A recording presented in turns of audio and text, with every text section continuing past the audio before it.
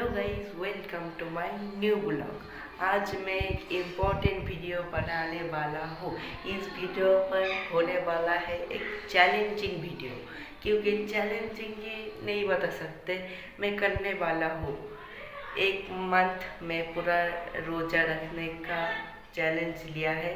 मैं हर एक दिन वीडियो डालूँगा, रोज़ा भी रखूँगा। मेरे साथ साथ आप लोग भी रोज़ा रखना।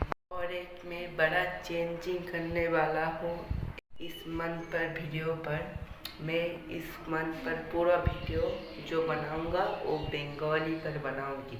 और मैं तो बंगाली हूँ, इसलिए मेरे घर के यहाँ पर हिंदी पर बात करने पर मुझे अनकंफर्टेबल फील होगा। इसलिए मेरे घर वालों के सामने मैं हिंदी पर नहीं बंगाली पर ही बात करूँगा।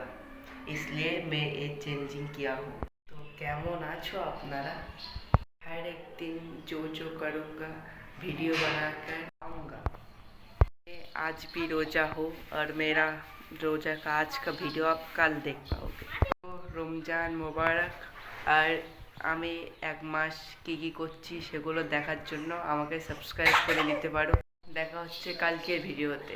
আমার কোনটা প্রথম রোজা, কোনটা দ্বিতীয় রোজা, এই সব জানার জন্য আমি আমার ভিডিওর উপরে 1 2 এইভাবে লিখে দেবো।